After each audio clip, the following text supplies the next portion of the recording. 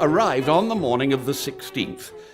I decided to break the news to Jeeves without delay. As Shakespeare says, if you're going to do a thing, you might just as well pop right at it and get it over. "Oh, Jeeves," I said. "Sir?" "Lady Wickham has written inviting me to Skeldings for the seasonal festivities. We repair thither on the 23rd, bung in plenty of white ties, Jeeves, also a few hearty country suits. We shall be there some little time, I expect." There was a pause. I could feel he was directing a frosty gaze at me, but I dug into the marmalade and refused to meet it. "I thought I understood you to say, sir, that you proposed to visit Monte Carlo immediately after Christmas." "Yeah, I know, but that's all off. Plans changed." "Very good, sir." At this point, the telephone rang. Jeeves unhooked the receiver. "Yes? Yes, madam. Very good, madam. Here is Mr. Wooster. Mrs. Spencer Gregson, sir." You know, every now and then I can't help feeling that Jeeves is losing his grip. It should have been with him the work of a moment to have told Aunt Agatha that I was not at home. I gave him one of those reproachful glances and took the machine. "Hello, Bertie speaking. Hello. Don't keep on saying hello. You're not a parrot. Sometimes I wish you were, then you might have a little sense. Now listen, Bertie, Lady Wickham tells me she's invited you to Skeldings for Christmas. Are you going?" "Well, rather." "Well, mind you behave yourself. It's important that you do." "Well, I shall naturally endeavour, Aunt Agatha, to conduct myself in... Well, mind you do. And there's another reason why I particularly wish you to be as little of an imbecile as you can manage. Sir Roderick Glossop will be there." "What? Did you say Sir Roderick Glossop?" "I did. Now listen, Bertie. I have at last succeeded, in face of all the evidence, in almost persuading Sir Roderick that you're not actually insane. He is prepared to suspend judgment until he's seen you once more. On your behaviour, therefore..." But I had hung up. Shaken, that's what I was. You see, this Glossop was a formidable old bird with a bald head and outsized eyebrows. By profession, a loony doctor. Now, how it happened, I couldn't tell you, but I once got engaged to his daughter, Honoria, a ghastly exhibit who read Nietzsche and had a laugh like waves breaking on a stern and rock-bound coast. The picture was scratched owing to events occurring which convinced the old boy that I was off my napper. And since then, he's always had my name at the top of his list of loonies I have lunched with. And if I hadn't more than one particularly good reason for wanting to go to Skeldings, I'd have called the thing off. "Jeeves," I said, "Sir Roderick Glossop is going to be at Lady Wickham's." "Very good, sir." You see, cold and haughty. The information that we were not going to Monte Carlo had got in amongst him. I knew he'd been looking forward to a little flutter at the tables. Relations continued pretty fairly strained. And before dinner, on the first night of my visit to Skeldings, he put the studs in my dress shirt in what I can only call a marked manner. But in fact, everything went like a breeze. My hostess, Lady Wickham, was a beaky female, built far too closely on the lines of my Aunt Agatha for comfort, but she'd seemed matey enough on my arrival. Her daughter, Roberta, had welcomed me with a warmth which I'm bound to say had set the old heartstrings fluttering a bit. More of that anon. And Sir Roderick appeared to have let the Yuletide spirit soak into him to the most amazing extent. When he saw me, his mouth sort of flickered at one corner, which I took to be his idea of smiling. And he said, "Ha, young man." Well, I mean to say. Next morning, I decided to confide in Jeeves. "Jeeves," I said. "Sir?" "I'm afraid scratching that Monte Carlo trip has been a bit of a jar for you, Jeeves." "Not at all, sir." "Oh, yes, it has. The iron has entered into your soul." "No, sir." "Yes, it has. I've seen it. But what I wish to impress upon you, Jeeves, is that I've been angling for this invitation for weeks. In the first place, does one get the Yuletide spirit at a spot like Monte Carlo?" "Does one desire the Yuletide spirit, sir?" "Well, certainly one does. I'm all for it. And it was imperative that I should come to Skeldings for Christmas, Jeeves, because I knew that young Tuppy Glossop was going to be here. Sir Roderick Glossop, sir? No, his nephew. You may have observed hanging about the place a fellow with light hair and a Cheshire cat grin. That is Tuppy, and, well, I've been anxious for some time to get to grips with him. Listen, Jeeves, and tell me if I'm not justified in planning a hideous vengeance. In spite of the fact that young Tuppy is the nephew of Sir Roderick Glossop, I've fraternised with him freely. Yeah, I said to myself that a man is not to be blamed for his relations. Broad-minded, Jeeves, I think. Extremely, sir. Well, then, as I say, I sought this Tuppy out, Jeeves, and hobnobbed. What do you think he did? I could not say, sir. I'll tell you. One night after dinner at the Drones Club, he betted me I wouldn't swing myself across the swimming bath by the ropes and rings. Well, I took him on and was buzzing along in great style until I came to the last ring. And then I found that this fiend in human shape had looped it back against the rail, thus leaving me hanging in the void with no means of getting ashore. Nothing for it but to drop into the water in full evening attire. He told me that he'd often caught fellows that way, and what I maintain, Jeeves, is that if I can't get back at him somehow at Skeldings, I am not the man I was. I see, sir. There was still something strange in his manner, so I decided to put all my cards on the table. And now, Jeeves, we come to the most important reason why I had to spend Christmas here. Jeeves, I'm in love. Indeed, sir. You've seen Miss Roberta Wickham? Yes, sir. Very well, then. There was a pause while I let it sink in. Very good, sir, But what? well, sir. I wish you wouldn't say well, sir, in that soupy tone of voice. What's on your mind? What I was about to remark, sir, was that I would scarcely have thought Miss Wickham a suitable... Jeeves, what is your kick against Miss Wickham? It merely crossed my mind, sir, that for a gentleman of your description, Miss Wickham is not a suitable mate. What do you mean, a gentleman of my description? I beg your pardon, sir, but if I may say so, though Miss Wickham is a charming young lady... There, Jeeves, you spoke an imperial court. Oh, what a girl. All right, then, carry on. I grant Miss Wickham the possession of many desirable qualities, sir. Nevertheless, I cannot look upon her as a suitable matrimonial prospect. In my opinion, Miss Wickham lacks seriousness, sir. She is too volatile and frivolous. To qualify as Miss Wickham's husband, a gentleman would need to possess a commanding personality and considerable strength of character. Well, exactly.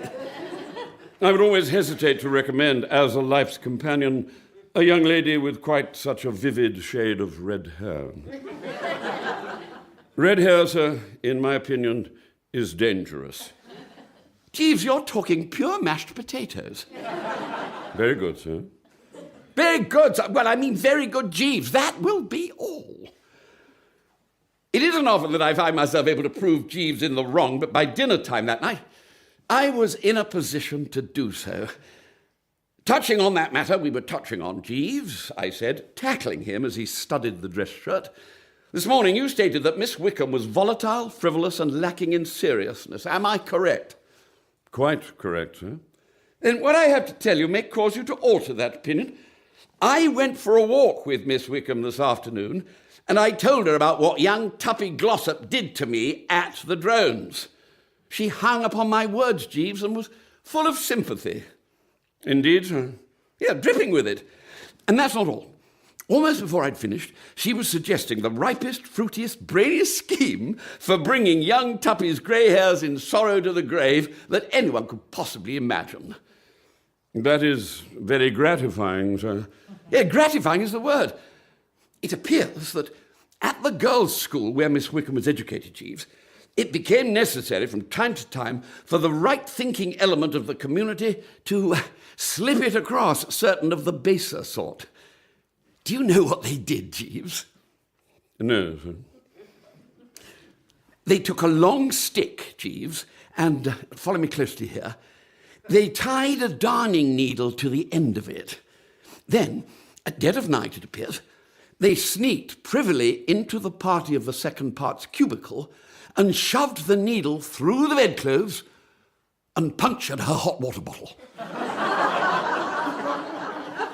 Well, Jeeves, that was the scheme which Miss Wickham suggested I should work on young Tuppy.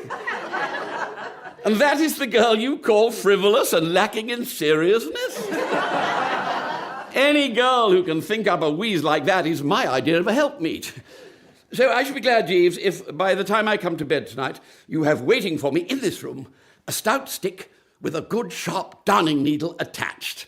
Well, sir? Jeeves, stick 1 and needle darning good sharp 1 without fail in this room at 11:30 tonight.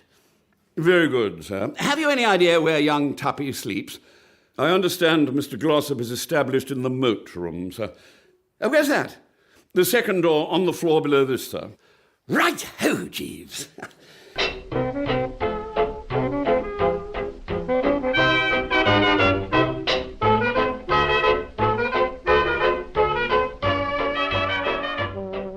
Now, the task to which I'd set myself was one that involved hardship and discomfort, but I did not shrink from it. After all, there's a lot to be said for family tradition. We Woosters did our bit in the Crusades. It being Christmas Eve and whatnot, it wasn't until past 1 that I got to my room, and it didn't seem that it was going to be safe to start my little expedition till 2:30 at the earliest. However, by 2:30, everything appeared to be quiet. So I grabbed the good old stick and needle and off down the stairs and along the corridor. And presently, pausing outside the moat room, I turned the handle, found the door wasn't locked, and summoning up all the old bulldog courage of the Woosters, I beetled in. At first, the room had seemed as black as a coal cellar, but after a bit, I could make out a trifle of the scenery here and there. The bed was opposite the window, with the head against the wall, and the end, where the feet were jutting out, towards where I stood. There only remained now the rather tricky problem of locating the old hot water bottle.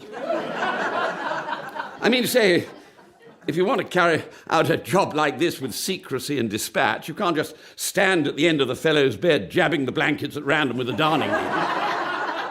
It's imperative that you locate the bot. I was a good deal cheered at this juncture to hear a fruity snore from the direction of the pillows. Well, reason told me that young Tuppy wasn't going to be awakened by trifle. I edged forward and ran a hand in a gingerly sort of way over the coverlet. A moment later, I had found the bulge. Right. I steered the good old darning needle onto it, gripped the stick, and shoved. Then, pulling out the weapon, I was just sidling towards the door when suddenly there was a whopping crash, and the contents of the bed sat up like a jack-in-the-box and said, "Who's that?" Dash it. In order to facilitate the orderly retreat, I'd left the door open, and the beastly thing had slammed like a bomb. But what was really disturbing me was the discovery that whoever else the bloke in the bed might be, he was not young Tuppy. Tuppy has one of those high, squeaky voices that sound like a tenor failing to hit the high note. This one was the sort of nasty, rasping voice you hear shouting "for" when you're on the golf links and holding up a couple of retired colonels.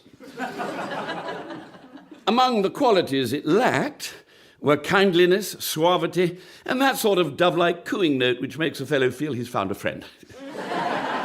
I did not linger. I dived for the door handle and was off and away, banging the door behind me.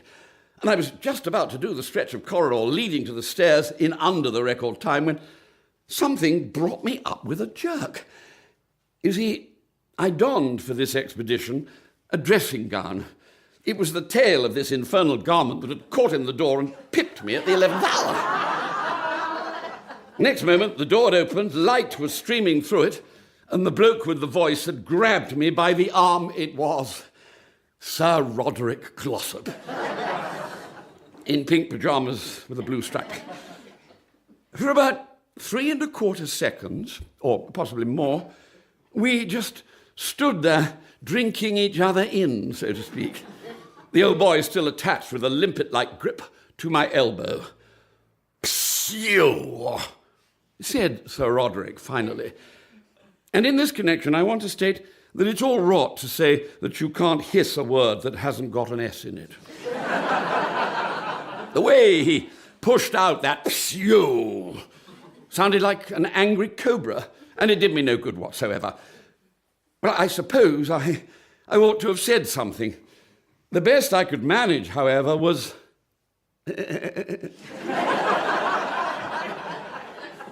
"Come in here," he said, lugging me into the room. "We don't want to wake the whole house." "Now," he said, depositing me on the carpet and closing the door, "kindly inform me what is this latest manifestation of insanity?" It seemed to me that a light and cheery laugh might help the thing along.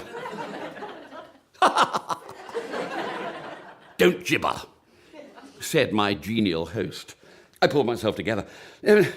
"Awfully sorry about all this. The fact is, I thought you were Tuppy." "Don't inflict your idiotic slang on me. What do you mean by the adjective Tuppy?" "Well, it isn't so much an adjective, more of a noun, I should think. What I mean to say is I thought you were your nephew." "You thought I was my nephew? Why should I be my nephew?" "Well, I thought this was his room." "My nephew and I change rooms. I have a great dislike for sleeping on an upper floor. I am nervous about fire." Well, I mean to say, just because he had this craven preference for letting Tuppy be cooked instead of himself, my plans had gone up the spout. "I should have thought that your manservant would have informed you that we contemplated making this change. I met him shortly before luncheon and told him to tell you." I reeled. Yes, this staggered me. That Jeeves had been aware all along that this old crumb would be the occupant of the bed which I was proposing to prod with darning needles, and had let me rush upon my doom without a word of warning, well, it was almost beyond belief. I was practically aghast. "I say, you told Jeeves that you were going to sleep in this room?" "I did. I was aware that you and my nephew were on terms of intimacy, and I wished to spare myself the possibility of a visit from you." "What the devil do you mean by prowling about the house at this hour? And what is that thing in your hand?" I looked down and found that I was still grasping the stick. This. Oh, yes." "What do you mean, oh, yes? What is it?" "Well, it's a long story. I broke off. He wasn't listening. He was goggling in a rapt sort of way at the end of the bed, from which there had now begun to drip onto the carpet a series of drops. Good heavens! You see, it all began... I broke off again. He'd lifted the sheets and was gazing at the corpse of the hot water bottle. Did you do this? Yes. Yeah, as a matter of fact, yes. I was going to tell you, and your aunt tried to persuade me that you were not insane. No, I'm not. I'm absolutely not. You see, it all started... Silence. Righto. He did some deep breathing exercises. My bed is drenched. See, the way it all began... Be quiet, you wretched, miserable idiot. Kindly inform me which bedroom you're supposed to be occupying. Oh, it's on the floor above, the clock room. Thank you. I will find it. Eh? I shall pass the remainder of the night in your room, where I presume there is a bed in a condition to be slept in. You may bestow yourself as comfortably as you can here. I will bid you good night. Well, one glance at the bed told me that any idea of sleeping there was out. A goldfish could have done it, but not Bertram. I decided that my best chance was to doss as well as I could in the armchair, so I sat down and started counting sheep. But the hideous revelation of Jeeves's treachery kept coming back to me. I was just wondering if I would ever get to sleep again in this world when a voice at my elbow said, "Good morning, sir." And I sat up with a jerk. I could have sworn I hadn't so much as dozed off for even a minute, but apparently I had, for the curtains were drawn back and daylight was coming in through the window. There was Jeeves standing beside me with a cup of tea on a tray. Merry Christmas, sir. I reached out a feeble hand, swallowed a mouthful or two, and felt a little better. I fixed the man with a stony eye. Merry, Jeeves, did you or did you not know that Sir Roderick Glossop was sleeping in this room last night? Yes, sir. You admit it? Yes, sir. And you didn't tell me? No, sir, I thought it would be more judicious not to do so. Jeeves, If you will allow me to explain, sir. yes, explain. I was aware that my silence might lead to something in the nature of an embarrassing contretemps, sir. Oh, you thought that, did you? Yes, sir, but it seemed to me that whatever might occur was all for the best. What? I thought that possibly, on reflection, sir, your views being what they are, you would prefer your relations with Sir Roderick Glossop and his family to be distant rather than cordial. My views? What do you mean? As regards a matrimonial alliance with Miss Honoria Glossop, sir. What? And then I suddenly saw what he was driving at. I'd been wronging this faithful fellow. All the while I supposed he'd been landing me in the soup, he'd really been steering me away from it. I give you my honest word, it had never struck me till this moment that my Aunt Agatha had been scheming to get me in right with Sir Roderick so that I should eventually be received back into the fold, if you see what I mean, and subsequently pushed off on Honoria. My God, Jeeves, Honoria? Precisely, sir. You think there was a risk? A very grave risk, sir. But Jeeves, won't Sir Roderick have gathered by now that my objective was young Tuppy, and that puncturing his hot water bottle was just one of those things that occur when the good old Yuletide spirit is abroad? What I mean is, he'll realise that I wasn't trying to snooter him, and then all your good work will have been wasted. No, sir, I fancy not. That might possibly have been Sir Roderick's mental reaction had it not been for the second incident. The second incident? During the night, sir, while Sir Roderick was occupying your bed, somebody entered the room, pierced his hot water bottle with some sharp instrument, and vanished in the darkness. What? Do you think I walked in my sleep? No, sir. It was young Mr. Glossop who did it. I encountered him this morning, sir. He was in cheerful spirits and inquired of me how you were feeling about the incident, not being aware that his victim had been Sir Roderick. But Jeeves, what an amazing coincidence. Sir? Why, young Tuppy getting exactly the same idea as I did. Or rather, as Miss Wickham did. You can't say that's not rummy.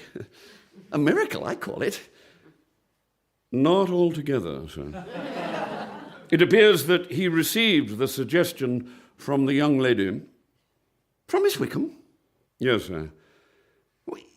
You mean to say that after she'd put me up to the scheme of puncturing Tuppy's hot water bottle, she went away and tipped Tuppy off to puncturing mine? Precisely, sir.